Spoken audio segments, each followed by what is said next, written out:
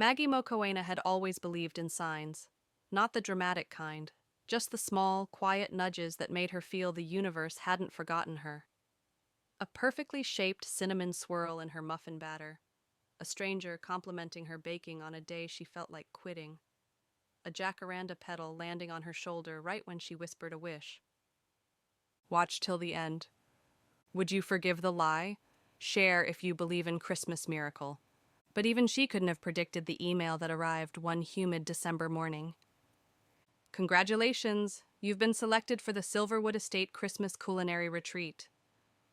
She reread it 5 times, blinking hard. Silverwood Estate was legendary, an ultra-luxurious Christmas retreat in the Magaliesberg, usually reserved for celebrities, influencers, and people who didn't have to check their bank balance before buying flour. Maggie was none of those things. She was a warm, witty, slightly chaotic social media baker from Mamelodi, running a tiny business called Maggie's Magic Muffins out of her mother's kitchen. But the email said she'd won, and Maggie believed in miracles. She packed her bags before anyone could tell her it was a mistake. By the time she arrived at Silverwood Estate, she was dragging a suitcase with a broken wheel, covered in flour from a last-minute baking disaster, and sweating under the December sun. She stumbled through the grand entrance, lined with blooming jacarandas, and slipped on a patch of fake snow meant for ambiance. She fell forward, straight into the arms of Marcus Richfield. Marcus, heir to the estate, was charming in the annoyingly handsome way that made Maggie's brain short-circuit for a moment. He steadied her, his hands firm around her waist, his expression a mix of surprise and amusement. "You must be the chef," he said. Maggie, mortified and breathless, nodded before she could think. "Yes, absolutely. That's me." He raised an eyebrow at the flower on her shirt. "Interesting entrance." She thought he was arrogant. He thought she was eccentric. Both were wrong.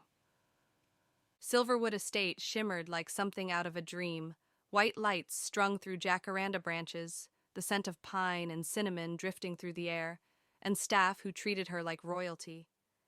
Maggie tried to keep up the influencer chef act, but her charm, warmth, and chaotic energy quickly overshadowed any pretense. Marcus's grandmother, Uma Elise, took to her immediately. "You," she said, tapping Maggie's forehead gently, "were sent by the ancestors. I can feel it." Marcus rolled his eyes, but Maggie blushed, oddly comforted. Over the next few days, Maggie and Marcus were thrown together for every retreat activity. Their gingerbread house collapsed in spectacular fashion, sending them into uncontrollable laughter. During the spicy cooking challenge, Maggie accidentally added too much chili, and Marcus nearly cried while insisting he was perfectly fine. At the midnight stargazing event, their banter softened, turning into something tender as they lay side by side under the warm summer sky. Marcus found himself drawn to her authenticity, her laugh, her courage, the way she turned every disaster into something magical. Maggie found herself falling for the version of Marcus he hid from the world, the man who wanted more than wealth and expectations, who longed for something real. There was something almost magical about the estate while they were together. Lights flickered when they argued. Music played at the perfect moment. Uma Elise kept giving them knowing smiles. But Christmas magic couldn't protect them from the truth. On the morning of the Christmas Eve gala, a real influencer arrived, one who had actually been invited. She recognized Maggie immediately from her small baking page and exposed her in front of the retreat guests. "She's not a chef," the influencer sneered. "She's a nobody who lied her way in." The room fell silent. Marcus looked at Maggie, hurt flickering across his face. "Is it true?" Maggie's throat tightened. "I didn't lie, I just didn't correct anyone." The estate staff asked her to leave. Marcus didn't stop them. Humiliated and heartbroken, Maggie returned to Mamelodi, convinced she had ruined everything. On Christmas Eve, Marcus found a small box in her abandoned cottage. Inside was a handwritten recipe book titled "Love Tastes Like Home." The first page held a recipe dedicated to him, Marcus's midnight muffins. Sweet, spicy, and unexpectedly comforting. It hit him harder than any confrontation. She hadn't wanted his money or his world. She had simply wanted a chance. Driven by a feeling he could no longer ignore, Marcus left the estate during a summer thunderstorm and drove to Mamelodi. Rain soaked him as he stepped into the community hall, where Maggie was hosting a small Christmas dinner for local kids. Her smile faltered when she saw him. He held out her recipe book, breathless. "You didn't lie your way into my world," he said softly. "You showed me the world I actually want." Maggie's eyes filled with tears.